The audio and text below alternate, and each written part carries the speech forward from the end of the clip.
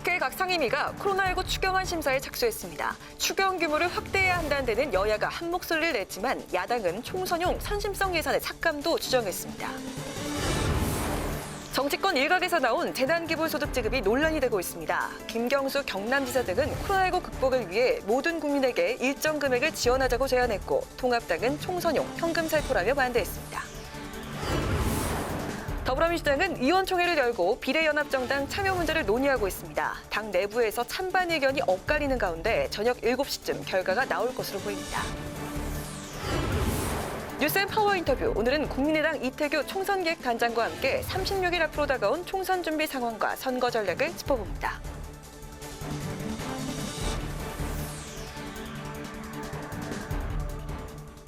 안녕하십니까. 3월 10일 의정종합뉴스 뉴스엔 시작하겠습니다.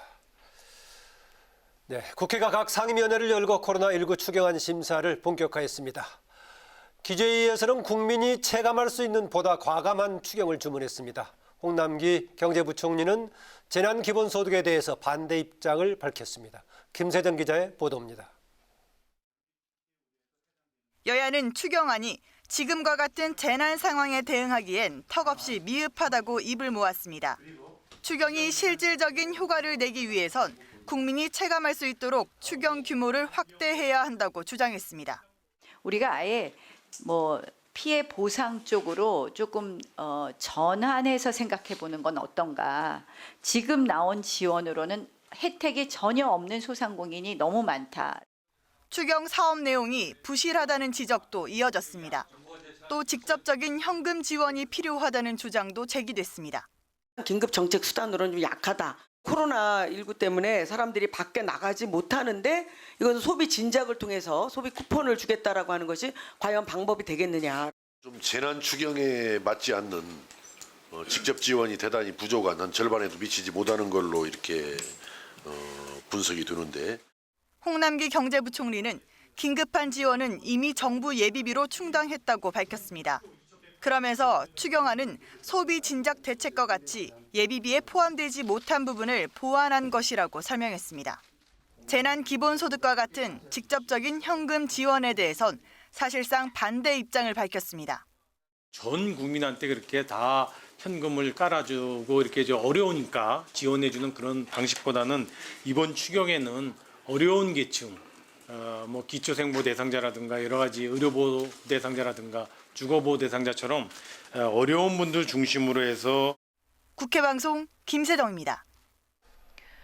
국회는 오늘부터 상임위원회별로 코로나19 추경 예산 심사를 시작했습니다. 보건복지위원회에서는 마스크와 관련된 직접적인 예산이 없고 소비 쿠폰 발급 대책의 실효성이 떨어진다는 지적이 제기됐습니다. 이소희 기자의 보도입니다.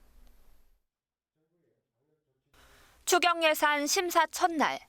여야 의원들은 먼저 마스크 생산 확대가 가장 시급한데 이번 추경 예산에 반영되지 않고 음압병상 예산도 부족하다고 지적했습니다.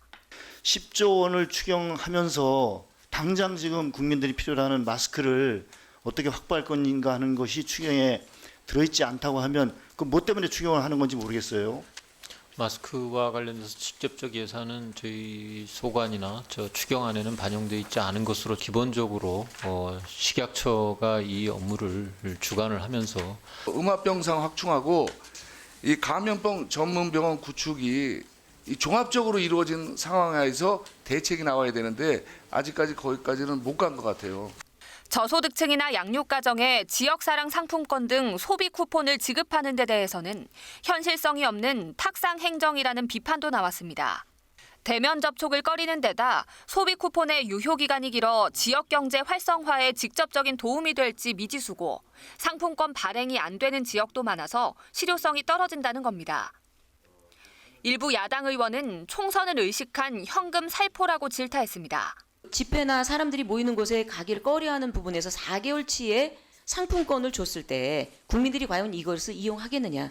모아놨다가 차후에 진정되면 이후에 쓰지 않겠다. 지역 상품권이 발행 안 되는 시가 어디입니까? 대구, 세종, 제주입니다.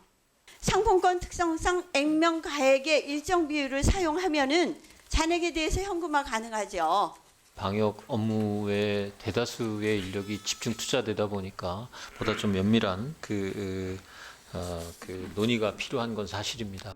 우리 방역은 세계적인 수준이라는 등 박능우 복지부 장관의 발언이 잇단 논란에 휩싸이자 여당 의원의 입에서 질타가 나오기도 했습니다. 야당은 소규모 집단 감염이 나오는 상황에서 정부가 엉터리 희망만 내놓을 때가 아니라며 날선 비판을 이어갔습니다. 공적 마스크 판매 때문에 소규모 약국이 업무에 차질을 빚고 있다는 지적에 대해 보건복지부는 인력 지원 방안을 논의 중이며 약국 손실 보상이 가능한지 살펴볼 것이라고 밝혔습니다. 국회 방송 이소희입니다. 산업통상자원 중소벤처기업위원회 추경안 심사에서는 중소기업과 소상공인, 자영업자에 대한 지원을 확대해야 한다는 목소리가 높았습니다. 여야 의원들은 특히 코로나19로 피해를 본 기업들에 대해서는 긴급경영 안정자금 금리를 1.9%로 낮춰야 한다고 밝혔습니다. 또 대구, 경북을 산업위기 대응 특별지역으로 지정해야 한다고 주장했습니다.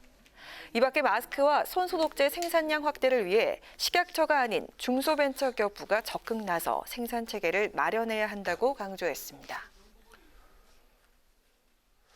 코로나19로 어려워진 상황 극복을 위해서 재난기본소득을 주장이 나오면서 논란이 일고 있습니다. 민주당은 여권 일각의 이런 주장에 대해서 추경 집중이 먼저라고 강조했고 통합당은 총선용 현금 살포라면서 반대했습니다. 홍혜진 기자입니다. 김경수 경남지사와 이재명 경기지사가 제안한 전국민 재난기본소득 지급. 코로나19 사태로 경제적 어려움을 겪고 있는 모든 국민에게 100만 원 또는 일정 금액을 지역화폐 형태로 지급하자는 겁니다. 더불어민주당은 필요성은 인정했습니다. 다만 지금은 추경안 처리가 더 시급하다고 강조하며 조속한 심사를 위한 야당의 협조를 촉구했습니다. 추경을 애타게 기다리고 있는 국민들만 생각할 때입니다. 거듭 강조하지만 코로나19의 극복은 조속한 추경 처리에서 시작됩니다. 반면 미래통합당은 총선용 포퓰리즘의 전형이라고 비판했습니다. 통합당은 표를 얻기 위해 재정 상황은 고려하지 않은 채 현금을 살포하고 부담은 미래 세대에게 떠넘기겠다는 것이라며 반대 입장을 분명히 했습니다. 기본소득 실험은 핀란드에서는 도입 1년 만에 폐기했습니다. 스위스에서는 국민투표로 부결됐습니다. 국민 세금을 풀어 표를 도둑질하려는 시도는 꿈도 꿔서는 안 됩니다. 정의당은 가장 큰 피해를 입고 있는 대구 경북 지역에 100만 원씩 지급하고 그 외 지역은 추경안을 수정해서 직접 지원하는 방안을 검토하자고 제안했습니다. 총선을 앞두고 현금을 직접 지원하는 것이 포퓰리즘일 수 있다는 지적이 나오면서 여야 모두 당내에선 여러 의견이 엇갈리는 것으로 알려졌습니다. 홍남기 경제부총리는 재난기본소득은 장점도 있지만 여러 문제가 있어서 동의하기 어렵다는 입장을 밝혔습니다. 이런 가운데 여당 TK 지역 의원들과 위원장들은 성명을 내고 TK 지역 취약계층을 위한 사실상의 재난기본소득 지원을 촉구했습니다. 정치권에서 관련 논의가 확대될지 주목됩니다. 국회 방송 홍혜진입니다. 코로나19 확진자가 속출하는 가운데 중앙선관위는 4월 총선에서 확진자들의 투표 방안을 고민해왔는데요. 그에 대한 투표 대책이 마련됐습니다. 임채원 기자가 보도합니다. 우리나라 코로나19 확진자는 7천 명을 넘어섰습니다. 중앙선관위는 거소투표를 통해 확진자들이 격리 중인 병원이나 생활치료센터, 자택에서 투표할 수 있다고 밝혔습니다. 거소투표는 몸이 불편해 투표소에 가서 투표할 수 없는 유권자가 자신이 머무는 병원이나 요양소 등에서 우편으로 투표할 수 있는 제도입니다. 다만 오는 24일부터 28일까지 미리 거소투표 신청을 해야 투표가 가능합니다. 문제는 거소투표 신청 기간 이후에 확진 판정을 받으면 선거법상 거소투표를 할 수 없다는 점입니다. 그런 만큼 투표소에 감염 방지 대책 마련이 시급하다는 주장이 제기됐습니다. 국회 행정안전위원회에서는 차에서 내리지 않고 투표할 수 있는 드라이브 스루 방식의 투표소를 만들자는 제안도 나왔습니다. 코로나19로 인한 직접 피해 사례도 잇따랐습니다. 집단 감염이 발생한 서울 구로 콜센터와 같은 건물을 사용하는 더불어민주당 윤건영 예비후보의 선거 사무소는 폐쇄됐고 예비 후보와 자원봉사자 전원은 자가격리에 들어갔습니다. 또 미래통합당 대구 북구갑 양금희 예비 후보의 선거대책본부장이 코로나19에 감염돼 숨졌습니다. 국회방송 임천입니다. 네, 더불어민주당이 이 시간 현재 의원총회를 열어서 비례연합정당 참여 여부를 논의하고 있습니다. 당 내에서도 일당을 지키기 위해서는 불가피한 선택이다. 반면에 중도층 이탈 가능성이 더 크다. 이렇게 의견이 엇갈리고 있는데요. 자세한 소식 취재기자 연결해서 알아봅니다. 김희영 기자. 네, 김희영입니다. 아직까지 의총 진행 중인가요? 네, 그렇습니다. 오후 4시를 조금 넘어 시작된 더불어민주당 의원총회가 아직까지 진행되고 있습니다. 오늘 의총은 따로 종료 시간이 없는 무제한 토론 방식입니다. 비례연합정당 참여 여부와 전당원 투표 방식 등에 대한 의원들의 다양한 의견이 있기 때문에 시간이 길어지고 있습니다. 비공개로 진행되고 있어 자세한 내부 사정을 알긴 어렵지만 비례연합정당 참여에 따른 유불리를 놓고 격론이 펼쳐지고 있는 것으로 예상됩니다. 의총 입장 전 송영길 의원은 선거법 취지를 악용하는 미래한국당의 행태를 그냥 둬선 안 된다며 비례연합정당에 참여해야 한다고 주장했습니다. 반면 박용진 의원은 비례연합정당 참여로 중도층 표심이 이탈하게 되면 얻을 수 있는 비례의석 수보다 잃어버리는 지역구 수가 더 많을 수 있다고 우려하며 반대 입장을 밝혔습니다. 김성환 당대표 비서실장은 찬반 의견이 엇갈리긴 하지만 대체로 찬성 쪽이 더 많다고 상황을 전했습니다. 민주당은 당초 비례연합정당 참여를 묻는 전당원 투표를 실시할 계획이었지만 최고위원들 간 이견이 있어 전체 의원들의 의견을 들어보기 위해 오늘 의총을 열었습니다. 민주당은 의총 논의를 토대로 최고위에서 비례연합정당 참여를 묻는 전당원 투표 실시 여부를 결정할 방침인데요. 참여하지 않기로 하면 기존대로 비례대표 후보를 내면 되고 투표를 실시하게 되면 16일까지 중앙선거관리위원회에 비례대표 후보를 통보해야 하기 때문에 오는 12일에 열릴 가능성이 높아 보입니다. 네, 미래통합당의 공천 작업이 막바지에 접어들었는데요. 오늘 추가 공천 결과가 나왔는데 강원도 강릉 지역 현역인 권성동 의원이 컷오프가 됐죠. 네, 그렇습니다. 미래통합당 공천관리위원회가 강원도 강릉의 홍윤식 전 행정안전부 장관을 단수 추천하면서 권 의원이 컷오프됐습니다. 공관위가 어제 강릉 지역 추가 공모에 나서면서 권 의원 컷오프가 유력하다는 전망은 이미 나왔었습니다. 추가 공모엔 오세인 전 광주고검장과 조소연 변호사, 홍 전 장관이 신청했는데 홍 전 장관이 단수로 확정됐습니다. 통합당은 또 청년 공천 지역으로 지정한 경기 수원정에 홍종기 삼성전자 변호사를 우선 추천했습니다. 일부 지역 경선 날짜도 나왔습니다. 서울과 대전, 경기, 충남 18개 지역구 경선은 14일부터 이틀간 실시하고 부산과 울산, 경남 23개 지역은 15일부터 이틀간 경선을 실시하기로 했습니다. 이 밖에 통합당은 선거구 획정으로 지역구가 바뀐 경북, 영주, 영양, 봉화, 울진과 군위, 의성, 청송, 영덕, 강원, 홍천, 횡성, 영월, 평창 지역에 오늘 추가 공모를 실시했습니다. 국회방송 김희연입니다.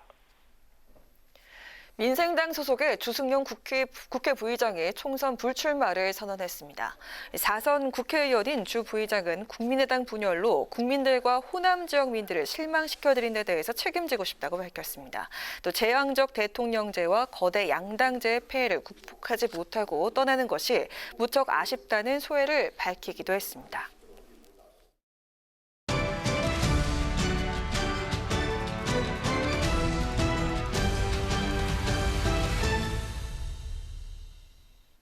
네, 이슈 분석. 오늘은 박지영, 한도형 두 기자와 함께합니다. 어서 오세요. 어서 오세요. 네, 한도형 기자. 통합당의 김재원 정책위 의장 지난번에 자기 지역구 TK 공천심사에서 배제가 됐는데 오늘 서울 지역 출마를 선언했다고요. 네, 그렇습니다. 예. 지난 6일이죠. TK 지역 공천심사 결과를 발표할 때 김형호 공관위원장은 본인이 수도권 험지 출마를 오래전부터 희망했다고 얘기했는데요. 오늘 기자회견을 열고 서울 중랑을 출마를 공식화했습니다. 서울 중랑을은 수도권 험지 중 한 곳인데요. 예. 문재인 정권의 독주를 저지하기 위해 기꺼이 뛰어들겠다고 밝혔습니다. 김재원 정책위원장의 발언 직접 들어보시겠습니다. 당의 생존을 위해 헌신할 수 있는 일이 있다면 가시밭길이라도 의연하게 걸어가겠습니다. 보수 정치의 험지, 서울 중랑을 해서 중랑의 발전 그리고 대한민국의 발전을 위해서 혼신의 힘을 쏟겠습니다. 네, 미래한국당이 비례대표 후보자 모집을 마감을 했는데 500명이 넘게 지원을 했다고요? 어떤 인물들이 있습니까? 네, 지난 2일부터 어제까지 8일 동안 이제 비례대표 후보 접수를 받았는데요. 총 539명이 신청을 했습니다. 윤봉길 의사의 장손녀, 윤주경 전 독립기념관장, 그리고 박근혜 전 대통령의 변호인 유영하 변호사 등이 포함됐습니다. 미래한국당 공관위는 서류 심사를 내일까지 마친다는 계획입니다. 또 15일까지는 면접 심사를 진행하고 16일에는 선거인단 투표와 미래한국당 최고위원회 의결을 거쳐 비례대표 후보를 확정 그리고 발표할 예정입니다. 지난 5일 미래한국당 공관위는 정치 철새 그리고 계파 정치 주동자, 공론 분열 인사 등에 대한 공천 배제 항목을 의결하기도 했는데요. 또 공병호 공관위원장은 혁신적인 공천이 되도록 노력하겠다고 밝혔는데 결과는 지켜봐야 할 것 같습니다. 예, 민주당 공천 얘기 좀 해보죠. 박지영 기자. 예, 민주당 공천 막바지 가가는데 늘 그렇지만은 공천 막바지에는 잡음도 계속 나오고 있습니다. 민주당도 그렇죠 지금? 네, 그렇습니다. 특히 광주 전남 네. 지역이 좀 거센데요. 여당 표밭이다 보니까 공천이 곧 당선이라는 분위기가 상당하기 때문인데요. 경선 결과를 불복하고 재심을 신청하는 등 잡음이 여기저기서 터져 나오고 있습니다. 광주 광산을의 경우엔 권리당원 명부 과다 조회로 인한 불공정 경선 의혹 제기에 대해 재심이 받아들여져서 경선을 다시 치르기로 결정이 난 상태인데요. 경선에서 승리한 박시종 예비후보는 부당하다며 모든 수단을 동원해 당의 결정을 바로 잡겠다고 밝혀서 상당한 후폭풍을 예고하고 있습니다. 예. 또 전납 여수갑은 컷오프된 주철현 예비후보를 구제해야 한다는 재심이 받아들여지면서 강화수, 김유아 예비후보와 함께 3인 경선을 치르게 됐습니다. 또 전남 순천 광양 곡선 구례갑 지역의 경우엔 소병철 전 고검장을 전략 공천해 기존 예비후보들이 반발이 거센데요. 호남에서 전략 공천은 없다고 밝힌 이하찬 대표의 약속 이행을 촉구하고 있습니다. 이처럼 경선 과정에서 잡음이 잇따르면서 이 대표가 강조한 시스템 공천의 취지가 흔들리고 있는 것 아니냐 지적이 제기되고 있습니다. 네, 민주당과 한국노총이 총선을 앞두고 공동 협약을 맺었다고요? 어떤 내용입니까? 네, 민주당이 총선 승리를 위해서 한국노총과 손을 잡았습니다. 민주당은 노동계의 지지를 얻고 한국노총은 21대 국회에서 노동정책 반영을 약속받은 건데요. 민주당은 노동 분야 공약을 별도로 제시하지 않고 한국노총과 협약을 통해서 공약을 제시하기로 했습니다. 이를 위해 우선 민주당과 한국노총은 공동선거대책기구를 오는 18일까지 공동으로 구성해서 민주당 후보 당선을 위해 노력하기로 했습니다. 또 노동부문 5대 비전과 20대 공동 약속을 제시하고 실천을 위해 모든 분야에서 협력하기로 했는데요. 여기엔 5인 미만 사업체 노동자의 권리 보장과 1년 미만 근속 노동자의 퇴직 급여 보장, 플랫폼 노동자의 노조할 권리 등의 내용이 담겨 있습니다. 네. 이해찬 대표는 21대 국회에서 노동존중 실천 국회의원단을 구성해 이 공동 공약 약속을 지켜나가겠다고 밝혔습니다. 이 대표의 발언 직접 들어보시죠. 총선에서 민주당이 승리해야 노동 존중 사회를 향해 나아갈 수 있습니다. 노동자 여러분과 한국노총의 강력한 응원과 지지가 절실합니다. 네, 하지만 이 공동 공약에는 친노동 정책이 다수 포함되면서 한국 노총의 표를 얻기 위해 경영계 현실은 무시한 채 민주당이 노조의 요구사항을 대부분 들어줬다는 비판이 제기되고 있는데요. 특히 1년 미만 근속 노동자에 대한 퇴직급여 보장은 자영업자 등 영세 사업자들에게 적지 않은 부담을 줄 수 있을 것으로 예상이 되면서 논란이 예상되고 있습니다. 네, 민주당과 한국노총의 정책적인 공동협약인데 직접적으로 민주당에서 노동계 인사들을 공천한 것도 눈에 띈다고요? 네, 그렇습니다. 21대 국회 입성을 노리는 노동계 인사들 아주 상당합니다. 민주당은 입당 인사 중 김주영 전 한국노총위원장과 김현정 전 사무금융서비스 노조위원장을 경기 김포갑과 평택을에 각각 전략 공천을 한 상황이고요. 또 대구 달서갑에 권태흥 전 민주노총 대구지역 본부장을 경남 창원선 성산에 이응석 전 민주노총 경남 지역 본부장을 공천했습니다. 또 한국노총 출신인 이수진 최고위원의 경우엔 현재 그 당내 비례대표 후보 경선 과정을 치르고 있습니다. 그리고 공천을 확정지은 노동계 출신 현역 의원들도 있는데요. 그 한국노총 금융유연 그 부위원장 출신이자 고용노동부 장관을 지낸 김영주 의원, 이번에도 서울 영등포갑 공천을 받아 4선에 도전합니다. 또 한국노총 대외협력본부장 출신 한정혜 의원은 서울 강서병에, 한국노총 그 부천 지역지부 의장 출신인 김경엽 의원은 부천 원리박에서 공천을 받아서 총선을 치릅니다. 네, 이렇게 여당 공천의 노동계 출신 인사들 살펴봤는데요. 정의당도 노동계 인사들 공천을 했죠. 네, 그렇습니다. 야당에서는 특히 정의당의 공천이 돋보이는데요. 우선 3선의 심상정 대표부터가 민주노총 금속노조 사무처장 출신이고요. 그리고 이제 비례대표 상위 순번 10번까지 중 절반 가까이가 민주노총 출신 인사들로 채워졌습니다. 네. 한 명씩 살펴보면 비례대표 1번을 받은 류호정 전 민주노총 화학섬유식품산업노조 선전 홍보부장, 그리고 5번 이윤주 전 민주노총 서울지하철노조 정책실장, 그리고 땅콩 회항의 피해자죠. 8번 박창진 전 민주노총 대한항공노조 지부장, 비례대표 10번 양경규 전 민주노총 부위원장, 이렇게 4명이 민주노총 출신입니다. 네. 네, 통합당 쪽으로 가면 한국노총 출신 인사들의 다수 공천이 확인됩니다. 한국노총 부위원장 출신의 이미자 의원이 김재원 정책위의장의 지역구 경북 상주 문경 공천을 받았고요. 또 정치신인 김형동 전 한국노총 중앙법률원 부원장은 경북 안동 예천에 단독 공천됐습니다. 또 예비 후보로 범위를 넓히면 한국노총 중앙위원 출신 경남 창원 성산에 최응식 예비 후보가 있습니다. 만약 최 예비 후보가 경선에서 승리하면 민주당 측 이흥석 전 민주노총 경남 지역 본부장과 맞붙게 되는데, 이 경우에는 그 한국노총 출신 후보와 민주노총 출신 후보가 이제 대결하는 그런 그림이 펼쳐지게 됩니다. 네, 이슈 분석 오늘은 여기까지 듣겠습니다. 박지영, 한도영 기자 두 분 수고했습니다. 수고했습니다. 더불어민주당은 신천지가 다시 국민을 속이며 감당할 수 없는 대가를 치르게 될 것이라며 강력하게 경고했습니다. 이인영 원내대표는 오늘 당회의에서 분당 서울대병원 직원이 신도임을 숨기고 출근하다 확진이 돼 병원이 폐쇄된 것을 지적하며 이같이 밝혔습니다. 이 원내대표는 신천지가 감춘 시설과 신도를 찾느라 국민의 안전을 지켜야 할 귀중한 행정력이 더 이상 낭비돼서는 안 된다고 강조했습니다. 미래통합당은 정부의 선제적인 경제 대응책 마련을 촉구했습니다. 통합당은 내수와 수출 모두 부진한데 여기에 코로나19까지 겹치면서 우리 경제는 크게 위축된 상황이라고 지적했습니다. 그러면서 경제부처는 마스크 대책과 추경에 매달릴 게 아니라 비상시국이라는 점을 인식해 제대로 된 경제 대책을 수립해야 한다고 강조했습니다.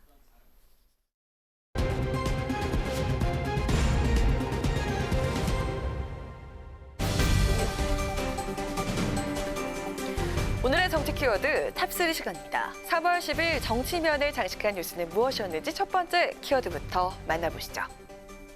가파르게 치솟던 코로나19 확산세가 다소 주춤한 가운데 서울 구로구에 위치한 한 건물의 콜센터에서 코로나19 확진자가 무더기로 나와서 방역당국이 긴장하고 있습니다.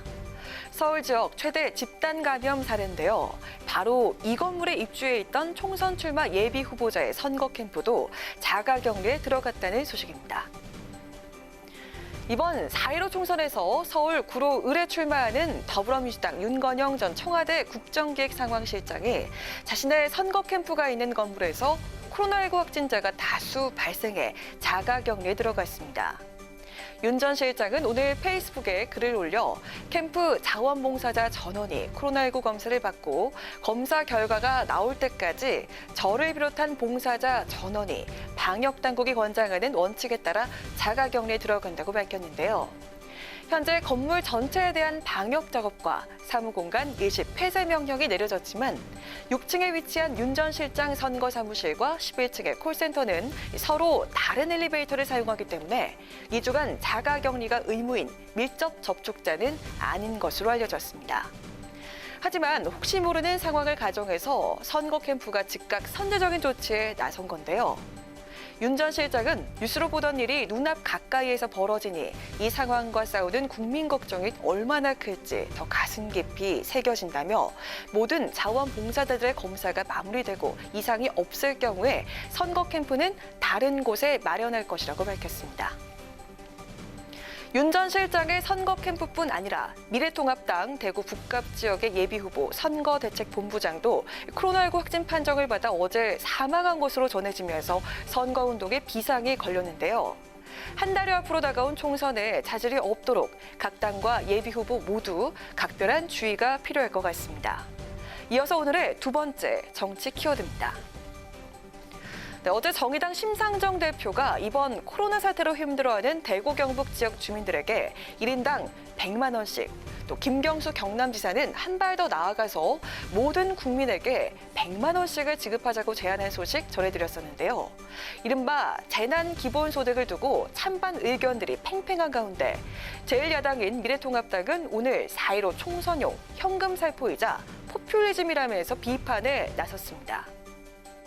모든 국민에게 100만 원씩 퍼주자는 말이 재난기본소득이라는 명분으로 선동되고 있습니다. 이것은 한마디로 4.15 총선용 현금 살포입니다. 무려 51조 원이나 드는 막대한 돈을 코로나19 핑계를 대는 것입니다. 모든 국민에게 100만 원씩 지급할 경우 무려 51조 원이 든다며 목소리를 높인 미래통합당 심재철 원내대표. 심 원내대표는 국가에서 나오는 돈은 세금에서 나오는 돈이라며 국민 세금을 풀어 표를 도둑질하려는 시도는 꿈도 꿔서는 안 된다고 꼬집었는데요.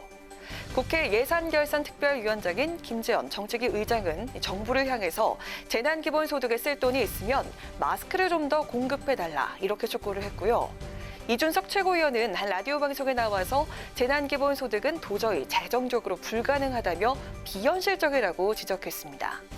한편 이런 가운데 통합당 황교안 대표는 재난기본소득에 대해서 지난 2일 최고위원 회의에서 이 정도 과감성 있는 대책이어야 우리 경제에 득표가 있을 거라고 생각한다고 말했던 것으로 알려져 당의 공식적인 최종 입장이 어떻게 정리될지 주목되고 있습니다.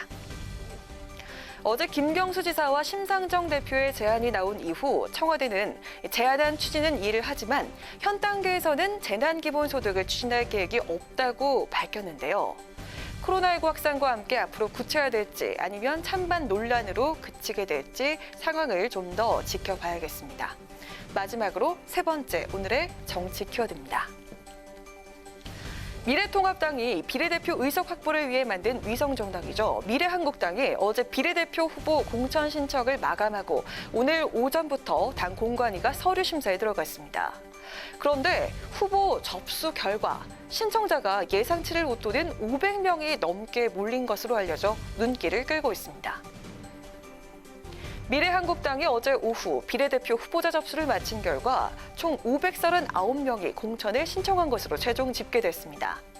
자유한국당 1호 영입 인재였던 탈북자 지성호 씨와 윤봉길 의사 장손녀인 윤주경 전 독립기념관장 등 자유한국당 영입 인재 대다수를 비롯해 박근혜 전 대통령의 최측근인 유영하 변호사, 그리고 통합당의 당직자와 보좌진도 대거 비례대표 신청을 한 것으로 전해졌는데요. 보수통합의 밑그림을 그린 박형준 전 혁신통합 추진위원장은 어제 미래한국당에 공천을 신청했다가 90분 만에 다시 철회하는 해프닝이 있기도 했습니다. 정치권에서는 현 상태로 선거가 치러지면 미래한국당이 비례의석을 상당수 독식할 것으로 알려지면서 지원자가 대거 몰렸다는 분석인데요. 여당인 더불어민주당의 비례대표 지원자 수가 130명이었던 것과 비교해도 확연한 차이가 있습니다. 미래한국당 공관위는 500명이 넘는 신청자들 가운데 30-40명 정도의 비례대표 후보자를 선발한다는 방침인데요. 오늘과 내일 이틀간 서류 심사를 마친 뒤 곧바로 면접 심사에 들어가서 오늘 16일 비례대표 후보 명단을 발표할 것으로 알려졌습니다. 미래한국당 공병호 공관위원장은 500명 넘게 신청자가 몰린 것과 관련해 굉장히 좋은 신호라고 보고 건강한 야당을 재건하는 데 큰 기폭제가 될 것이다 이렇게 밝혔는데요. 후보자 모집에서 흥행을 기록한 미래한국당, 과연 본선 무대인 총선에서도 유권자들의 많은 선택을 받을 수 있을까요? 이상 오늘의 정치 키워드 탑3였습니다.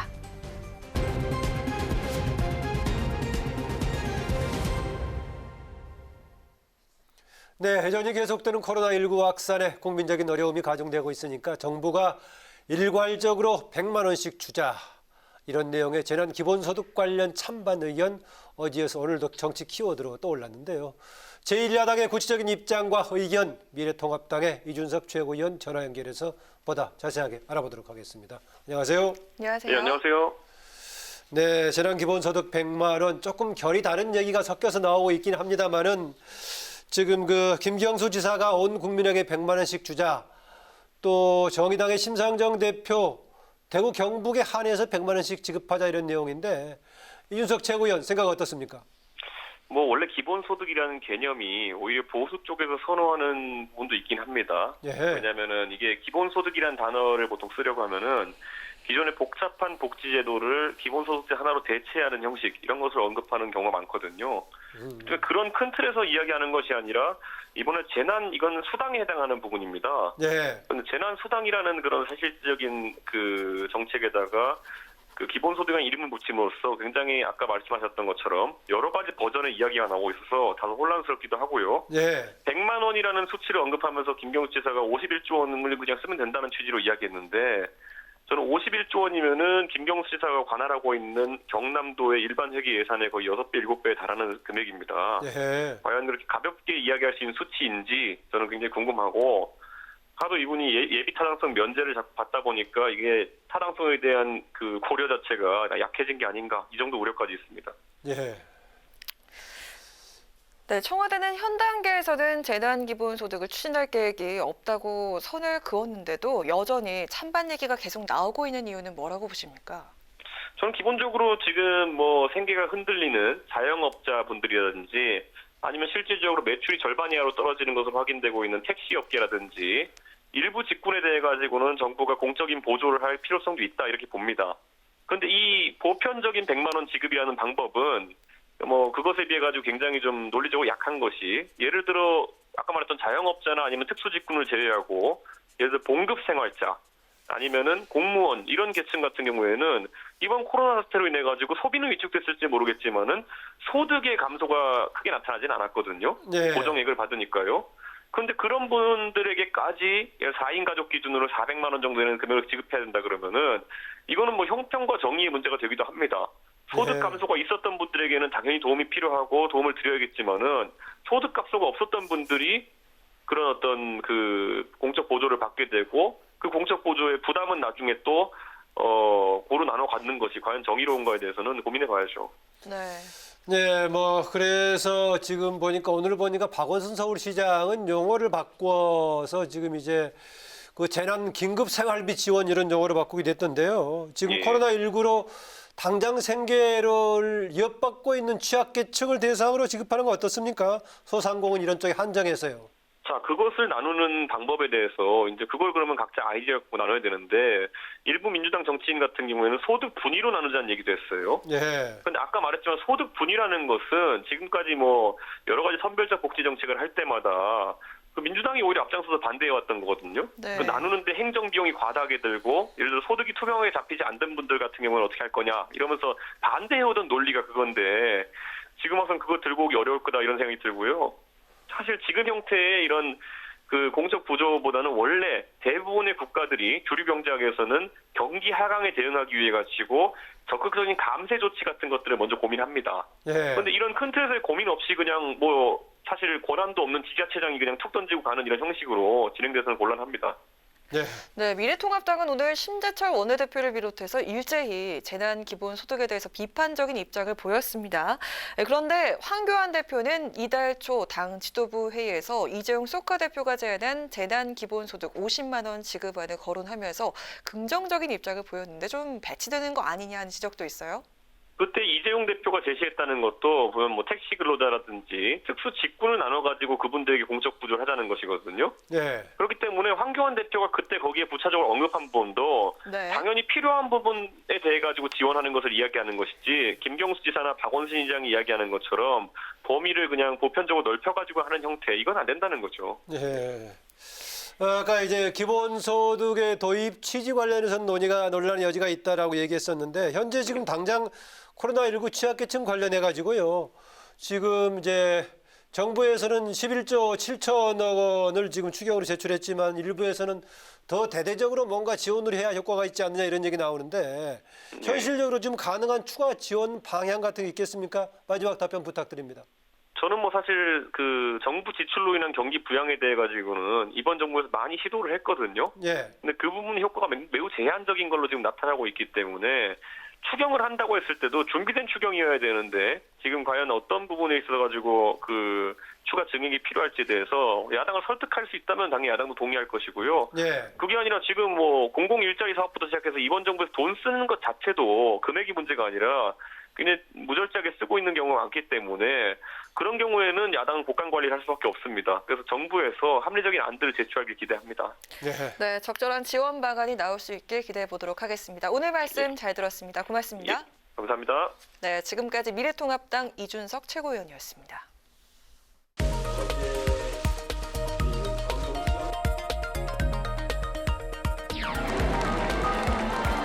선명하게 기록합시다. 공천을 통해 실용적 인사도 확신합니다.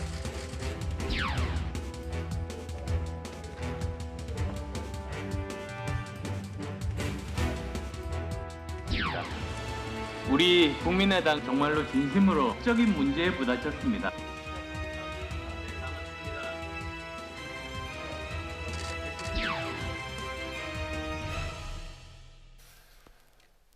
네, 이번 시간은 뉴스N의 파워 인터뷰 코너입니다. 4.15 총선이 이제 한 달이 앞으로 다가오면서 여야 각 정당의 공천 작업도 마무리 수순에 접어들고 있는데요. 오늘은 국민의당의 사무총장이자 최고위원 또 총선 기획단장을 맡고 계신 이태규 의원 스튜디오에 모셨습니다. 몇 달 만입니다. 네, 안녕하십니까. 네. 이제 바른미래당 탈당 후에 무소속으로 활동하시다가 지난 1일에 이제 안철수 대표가 있는 국민의당에 합류했는데요. 국민의당 같이 했던 분들 또 이후에 바른미래당 같이 했던 분들 여러 가지 행보가 다른데 그중에서 이렇게 마지막까지 안 대표와 더불어서 행보하게 된 배경, 명분 어떤 건지 듣고 싶습니다. 뭐 일단 정치적인 지향점이 같다고 보시면 될 겁니다. 그래서 그쯤부터 우리 정치가 좀 합리적 중도로 개편이 돼야 되고 그 부분 또 안철수 대표께서 외국에 계시면서 이제 실용적 중도라는 부분을 명확하게 정리해 갖고 들어오셨기 때문에 적어도 한국 정치가 바뀌려면 현재 이념과 진영으로 짜여져 있는 이 현재 낡은 정치 패러다임을 실용적 중도로 바꿔야 된다. 어떻게든 이 정치 기반을 만들어야 된다. 이런 부분이 하나가 있었고요. 또 제가 이 창당 준비위원회 집행위원장을 맡고 또 사무총장을 맡고 있는 입장에서 제가 다른 당으로 간다는 건 상식적으로 맞지 않다고 생각이 들고요. 또 그 시점이 국민의당도 굉장히 어려웠고 안철수 대표도 굉장히 어려운 지지율로 본다면 그때 어려울 때 떠나는 거 이건 뭐 정치 도의적으로 맞지 않는다.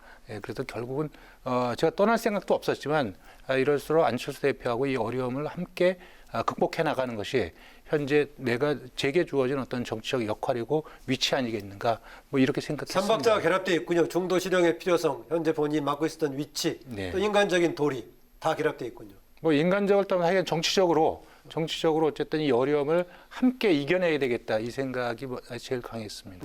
네, 지금 안철수 대표가 대구에 있는 만큼 최고위원회의도 또 역시 화상으로 진행한다고 들었습니다. 또 어제는 확진자 부부의 안타까운 사연까지 전해주셨는데요. 그렇습니다. 네, 의료봉사 현재 어떤 상황인지 좀 구체적으로 전해주시죠.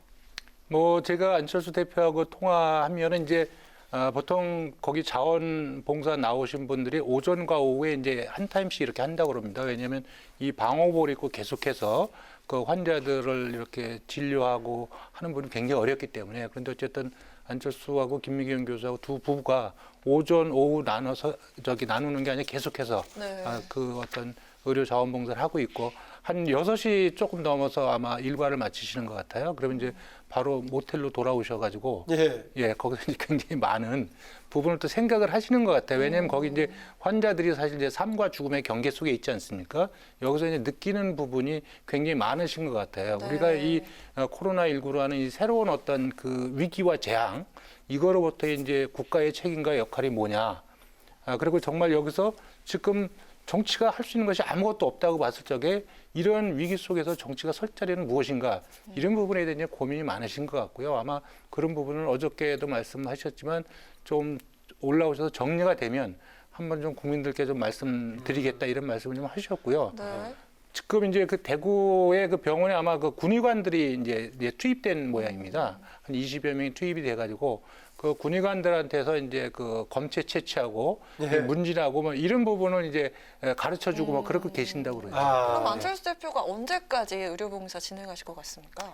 저는 지금 저희 최고위원들이나 오늘도 이제 저희 당에서 시도당 위원장도 회의를 했는데 선거 준비 때문에 이제 올라오셔야 되지 않느냐 이제 이런 의견들이 굉장히 많았고요. 예. 다만 이제 대구의 확진세가 조금 이제 주춤한다고 하고 또 의료 인력이 이제 군의관들이 이렇게 좀 보완이 되고 그러면 저희 입장에서 이제 좀 올라오셔서 이제 선거 준비를 좀 하셔야 되는 것이 아닌가 이제 이런 바람을 갖고 있고 그런 의견을 좀 전달해 드리려고 하고 있습니다.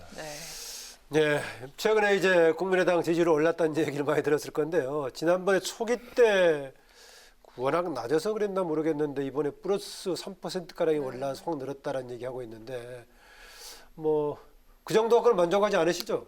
뭐 전체적으로 보면 아직 미미한 숫자지만 네. 어쨌든 이제 변화가 온다는 것에 저희는 의미를 부여하고 싶고요. 앞으로 좀 기대할 수 있을 거라고 보십니까? 저는 뭐 그렇게 생각을 합니다. 왜냐하면 현재 양당 정치 가지고는 안 되겠다고 하는 저는 국민들이 굉장히 많이 계시는데 중요한 부분이 그분들이 과연 투표장까지 가실 것이냐 이런 문제는 있지만 적어도 한국 정치가 이대로는 안 되겠다고 생각하시는 저는 국민들께서 많이 계신다고 생각이 들고요. 또 이번 같은 이제 이 올라가는 거는 뭐 우리 앵커께서 잘 아시겠지만 지금 어쨌든 안철수 대표가 그걸 의도하고 내려간 것은 아니지만 대구에서의 어떤 그 본인의 헌신과 자원봉사를 통해서 과거에 많은 분들이 잊고 있었던 안철수라는 사람의 본 모습을 다시 본 것이 아닌가. 그리고 거기에 대한 재평가가 이루어짐으로써 저는 지지율 상승이 좀 됐다고 보는데 특히 이제 지표상으로 본다면 이 청년층들의 어떤 그 반응들이 좋거든요. 결국은 그러면 아직까지도 청년들은 우리 사회 때묻지 않은 세대고 또 정의롭고 공정한 사회를 또 따뜻한 공동체 뭐 이런 부분을 기대하는 세대들인데 결국 안철수 대표의 그런 언행일치의 어떤 정치 모습이 본인들하고 이렇게 맞아 떨어지지 않았는가 뭐 이렇게 해서 지금 지지율이 조금 올랐다. 그렇지만 현재 안철수 대표의 진면목을 더 볼 수 있다면 저는 지지율 상승은 계속해서 올라갈 거라고 생각이 듭니다. 왜냐하면 이번에 안철수 대표의 대구행은 이렇게 새로운 것이 아니었거든요. 이미 부부가 대학생 때부터 의료 봉사활동을 계속해서 했고 결혼 이후에도 그 한센병 요양원에 가서도 계속했고 또 본인이 컴퓨터 그 바이러스 백신 만들어서 무료로 국민들한테 배포했고 또 1,500억 원의 사재를 기부해서 사회환원해서 그걸 사회를 해서 쓰고 있는데 이런 부분 속에서 보면 이게 결코 새로운 게 아니고 본인의 삶의 연속선상에 있거든요. 저는 그런 안철수 대표의 어떤 삶의 궤적이나 어떤 본 모습을 제대로 평가해 준다면 안철수 대표가 추구하고자 하는 이 실용적 중도 정치에 대한 어떤 평가도 좀 제대로 이루어지겠다. 이런 기대를 좀 갖고 있습니다. 네, 어차피 뭐 이제 국민의당이 사실상 안철수 대표에 대한 국민들의 관심과 이미지가 중요한 영향을 미칠 수밖에 없기 때문에 안철수 대표 중심으로 얘기를 나눌 수밖에 없는데요. 지금 이제 안철수 대표에 대해 진면목을 더 알게 되면 국민들의 기대라든가 성원이 더 커질 거다라고 말씀하셨는데 그 양면성이 있단 말이죠. 왜냐하면은 안철수 대표가 이번에 처음으로 정치적인 행보를 한 게 아니라 정치에 2011년 후반부터 이제 입문했기 때문에 또 상당수의 사람들은 보여줄 것을 상당 또 보여준 거 아니냐 이런 부분도 있는데 한편으로는 이미 보여줬고 한편으로는 또 새로운 기대를 말씀하시는데 이 양면성을 어떻게 봐야 될까요? 저는 안철수 대표도 스스로 이제 개인적으로 대화를 하면서 이제 그런 말씀을 하셨어요. 본인이 정치에 들어오면서 굉장히 많은 이제 오류도 있었고 시행착오도 겪었다. 그렇지만 자기가 1년 동안 이렇게 되짚어보면서 그런 시행착오 오류는 있었지만 그래도 우리가 가고자 했던 정치의 방향은 맞았던 거 아니냐. 그 맞았던 방향을 국민 기대치에 맞게 실현시켜 내지 못한 책임은 있지만 가고자 하는 방향은 맞다. 이제 이런 생각을 갖고 계시는 거거든요.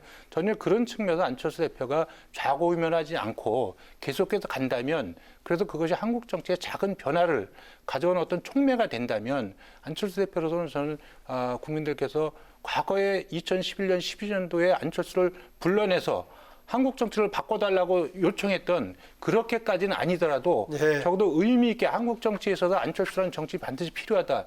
이런 저는 평가는 이루어질 수 있다. 이렇게 생각하고 있습니다. 2011년 이래 계속해서 일관된 방향으로 가고 있다. 다만 정치 현장에서의 실천 전략과 방법에 대해서는 새로운 고민도 있었다. 뭐 이렇게 정리하면 되겠네요.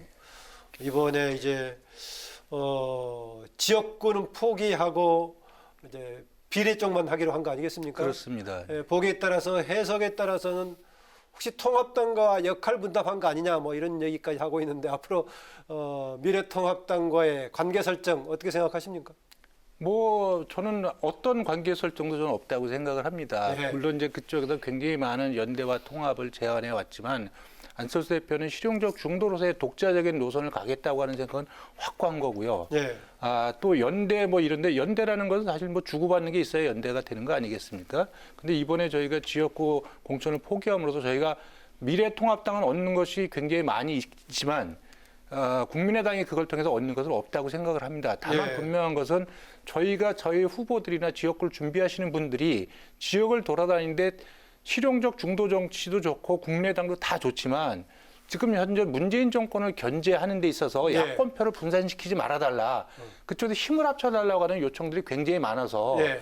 결국 이제 그런 적어도 전체 야권의 어떤 승리를 위한 어떤 그런 요청을 수용하면서도 이 실용적 중도 정치의 길을 갈 수 있는 두 가지 길이 뭔가 이거를 고민하다 결국은 지역구 공천을 포기하고 비례정당으로서 정당 투표, 정당 대결에서 승부를 보자 이렇게 결론을 내린 거였거든요. 네. 사실 뭐 그런 쪽에서 지금 사회자님께서 연대 아니냐 또 연대의 효과가 있는 것 아니냐 이렇게 생각을 하신다면 네. 만약에 지역구에서 실질적으로 미래통합당이 득을 보는 건 분명합니다. 그렇다면 저는 지역구에서는 심판론에 힘을 실어주는 쪽이다. 예, 아무래도 이제 야권표가 분산이 안 되기 때문에 득을 보게 되겠죠. 그러면 이제 정권 심판을 원하시는 유권자들께서도 그렇다면 비례 투표에 있어서는 국민의당을 좀 적극적으로 평가해 보실 필요가 있다. 네. 저는 이렇게 생각을 합니다. 오히려 그러면은 반사 비례 이익까지도 가져갈 수 있겠네요. 잘하면은. 유권자들께서 만약에 교차 투표의 필요성을 절감하신다면 그리고 그런 필요성이 있다면 국민의당에 대해서 좀 더 많은 관심과 평가를 해 주시지 않겠는가 이런 생각은 갖고 있습니다. 네. 네, 그럼 당에서 비례 공천만 하기로 했기 때문에 비례대표 추천관리위원회 구성을 추진 중인 걸로 알고 있는데 어떻게 구성될 예정입니까?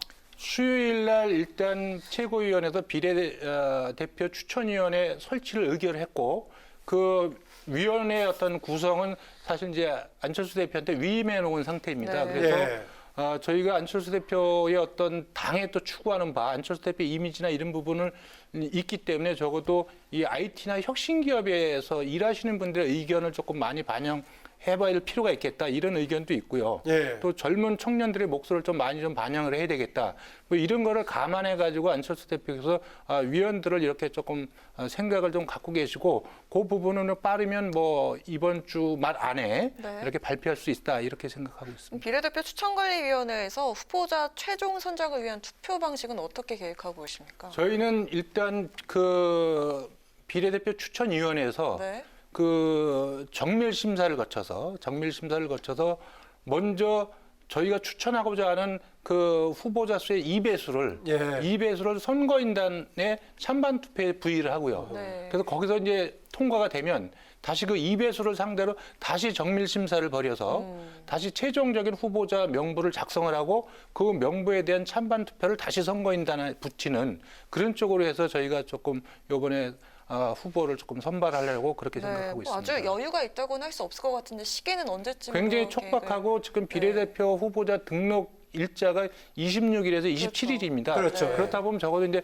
다음 주말까지는 최종 후보자 명부가 선정이 돼야 되지 않겠는가 이렇게 생각을 하고 좀 서두르고 있습니다. 그 부분은. 네, 이번에 국민의당의 현역 의원들 중에 참여한 분이 두 분이던가요? 그렇습니다. 예, 네. 우리 이태기 의원하고 권은희 의원. 예. 권은희 의원은 이제 지역구인데 지금 당에서 지역구는 이제 나서지 않으니까 비례로 이번에 옮기면서 좀 고민도 많은 표현을 했던데 어떻습니까? 네, 어저께 이제 본인은 이제 그 광주 광산구에서 출마를 준비하셨지만 당의 방침이 네. 그래서 그렇지만 어쨌든 안철수 대표의 뜻을 따르겠다 이렇게 말씀을 하셨고요. 그래서 현역 의원의 어떤 그 비례대표의 참여 문제는 이제 당과 공관이 어떤 종합적 전략적 판단이 좀 우선돼야 되지 않겠는가 이렇게 생각하고 있습니다. 네. 예, 비례대표 신청일이 13일까지로 알고 있는데 의원님께서도 이번 21대도 비례로 남게 되실지 궁금합니다. 그 뭐 말씀드렸다시피 지금 현역 의원이 2명이지 않습니까? 그 2명에 대한 비례대표 문제는 일단 당에 대해서 당에서 기본적인 좀 판단이 좀 있을 거다. 또 공관위의 의견도 좀 중요하다 이렇게 생각하고 있습니다. 네, 지금 비례정당 관련 질문을 드리겠습니다. 지금 미래통합당은 미래한국당 이제 이미 이제 해가지고 지금 비례 후보자들까지 지금 이제 공모한 상황인데요. 네. 민주당 쪽에서도 지금 비례 정당, 비례 연합 정당 이거 한다고 지금 현재 지금 민주당 내부에서 의총이 진행되고 있는데요.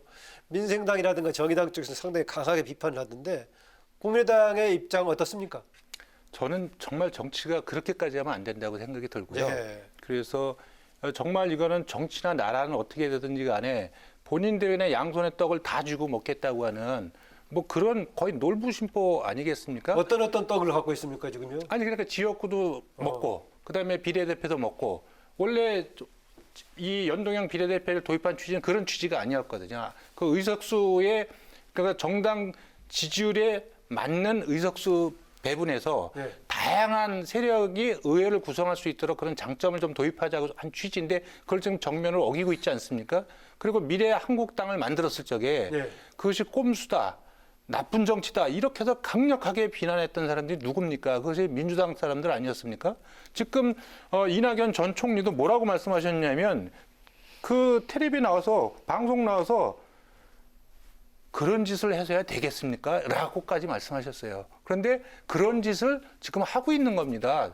저는 그래서 이런 정치는 저는 미래 한국당도 굉장히 문제가 많고 이번에 이 가짜 그 위성 정당에 대한 전 이제 국민들 심판이 있을 거라고 보지만 정말 민주당이 만드는 이 비례 연합 정당 이 부분은 정말 반드시 심판해야 된다. 이것은 민주당이 표를 얻고 안 얻고 문제가 아니라 한국 정치가 정말 이렇게 타락해도 되는 것인가 이 부분에 대해서 국민들께서 한 번쯤은 따끔하게 짚어주셔야 된다고 생각이 들고요.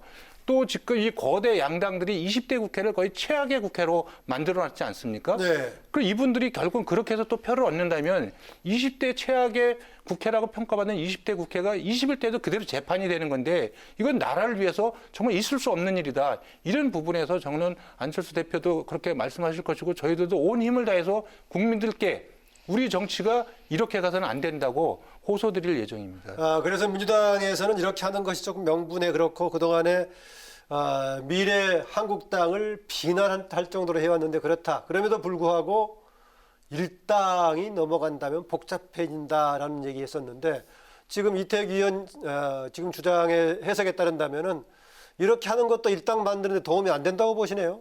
저는 국민들께서 이성적으로 정말 이 거대 세력한테 세력들 막 정말 몰아주면 네. 이거 정말 정치 큰일 나겠다.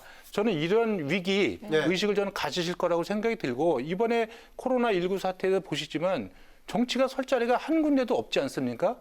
국민들은 정말 고통과 불안 속에 사는데 우리 정치가 하는 일이 뭐가 있습니까? 정부는 마스크 하나 관리하지 못하고 정치는 어디에 아무 데도 갈 데가 없습니다.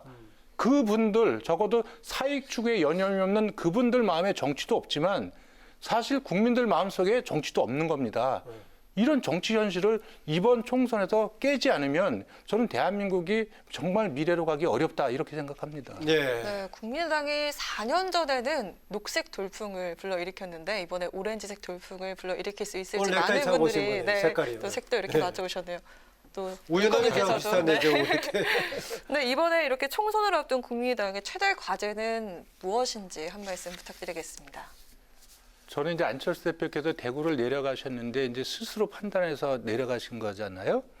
그래서 이 안철수 대표께서 아마 거기서 많은 것을 느끼시고 돌아오면서 좀 정리해내는 내용이 굉장히 중요하다고 생각이 듭니다. 그래서 이 정말 새로운 어떤 국가의 책임과 역할 부분, 또 진정하게 정치의 설 자리, 뭐 이런 부분 그러면서 국민의 생명과 안전을 위해서 국가는 무엇을 해야 되고 또 이 무너진 민생 경제를 위해서 정치는 무엇을 해야 되는 것인가에 대한 저는 이제 성찰의 결과들이 나올 거라고 생각이 들어서 그것을 잘 정리해서 국민들께 말씀드리고 잘 소통해내는 것 그리고 한편으로는 또 양당 정치의 어떤 현실적인 이 구도 속에서 새로운 국가와 새로운 정치가 필요하다는 국민적 고민들을 만들어내는 것 그 속에서 그렇다면 이번에 비례는 국민의당을 제대로 평가해주자 이런 흐름을 함께 만들어내는 것 이것이 안철수 대표의 성찰의 결과입니다. 이것을 잘 조화롭게 만들어서 국민들께 보여드릴 수 있는 것 이것이 저희가 갖고 있는 최대의 전략적 과제다 이렇게 생각하고 있습니다. 네, 지금까지 이제 오늘 총선 지금 30여일 남은 시점에서 국민의당의 총선 기획단장 맡고 있는 이태규 의원과 더불어서 국민의당의 입장 또 최근 전국 상황에 대한 견해를 나눴습니다. 오늘 말씀 고맙습니다. 네, 고맙습니다. 네, 뉴스엔의 파워 인터뷰 지금까지 국민의당 이태규 총선 기획단장과 함께했습니다. 전국 곳곳에 내린 봄비는 오늘 밤이면 대부분 그치겠습니다. 비가 그치고 나면 찬바람이 강하게 불면서 추워질 것으로 예상되는데요. 내일 아침 철원이 영하 5도, 서울이 영하 1도로 오늘보다 3도에서 많게는 10도가량 뚝 떨어지겠습니다. 바람 때문에 체감 온도는 훨씬 더 낮을 것으로 전망되니까요. 체온 관리 잘하시기 바랍니다.